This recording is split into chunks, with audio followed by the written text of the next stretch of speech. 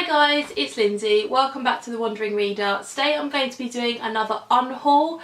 Over the last couple of months or so, when we've been putting our reading room together, sort of had the opportunity to do a bit more of a look on my shelves and think about which books I really do want there and which I don't really want there anymore.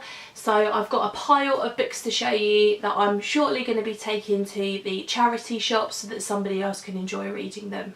The first of those is The Jaunty Club by Matthew Pearl. I believe I read this, ages ago now.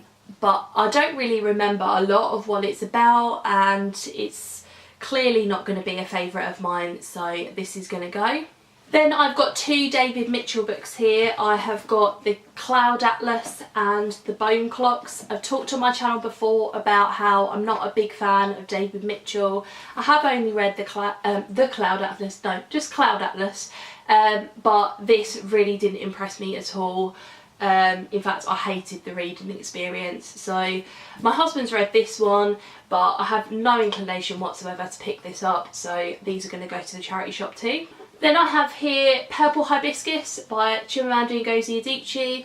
The only reason this is going is because I recently picked up a hardback version of it, so I don't need two copies of it, so I'm going to donate the paperback copy. I also have here The Magical Worlds of the Lord of the Rings, a treasury of myths, legends and fascinating facts by David Colbert. We've never read this and I don't really think we will. It's a bit glary, isn't it? So yeah, that can find a new home. Next up I've got Her Fearful Symmetry by Audrey Niffenegger. I read this recently. It was in, I want to say like my July wrap up or something like that. I could be wrong about that. I wasn't a big fan of this at all. I still have The Time Traveller's Wife on my shelf, really liked that. And there was a time where I just keep all of an author's works on my shelf, but I do feel like if I really did enjoy something, and if it wasn't for me, then I shouldn't, I don't need to keep it on my shelves. So this is gonna go. Next up I've got Me and Earl and the Dying Girl by Jessie Andrews. Again, I read this a few months ago, really wasn't that impressed with it. So I'll probably take this to school and put it on my one of my library shelves there, but I'm not going to keep it. I have also got First Love by Gwendolyn Riley. This was shortlisted for the Bailey's Women's Prize for Fiction, and you'll know if you've been following my channel for a while and if you've watched my review of this, I really didn't like this. This was far too experimental for me. I just didn't really get the point behind it. Yeah, just not for me at all. Next up I have here Tad Williams's Overland. This was a book that I bought for my husband. He read it, it was a bit too weird for him, I think, a bit too kind of expansive, so he's going to donate this one. Then I have A Guide to Being Born, stories by Ramona Osabel.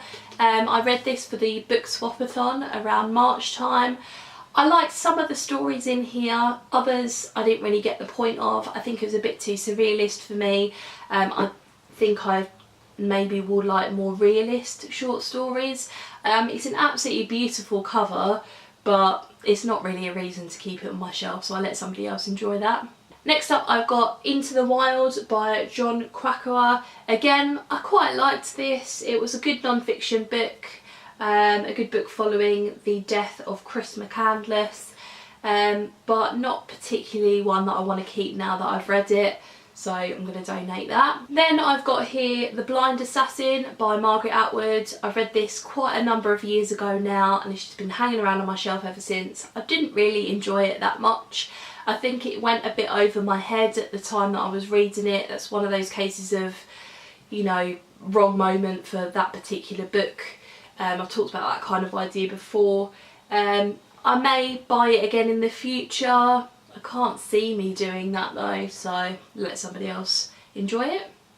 Then I've got here The Sport of Kings by C. Morgan. Again, if you've been watching my channel for a while, I read this for the Bailey's Women's Prize for Fiction this year. Really didn't like it. It was far too long and really quite boring at times. So yeah, I'm not going to be keeping that if I didn't like it. Then I have got After Me Comes the Flood by Sarah Perry. I read this because I bought her second book, The Essex Serpent, and I kind of wanted to see what her debut novel was like. It wasn't that great. I didn't really get the point of it. It seems to be quite different from what she's written with The Essex Serpent. You know, there's nothing wrong with that obviously, but it's quite strange and that it's so different. Again, you know, I might have kept it in the past just because it's, you know, I'm keeping all of an author's works, but really if I didn't like it, I'm not going to do that now. Then I've got here A Year of Marvellous Ways by Sarah Winman. I love this book, but I bought a hardback copy of it a few months ago and I don't need 2 copies of it on my shelf, so I'll donate this one. And lastly, I have The House of RIBA by Jake Arnott. This is a book that my husband bought, and I don't really know, it seems to be about spies or something like that. It's still got the Waterstones buy one and get one half price sticker on it. But it's not really one that appeals to me in the slightest, and he didn't want to keep it, so that's going. So there you go guys, they're all the books that I have unhauled recently. So like I said, they're going to go down the charity shop so that somebody else can pick them up and enjoy them and love them more than I did, in most cases anyway. So that's it. Thanks very much for watching guys, and I will see you in my next video. Bye.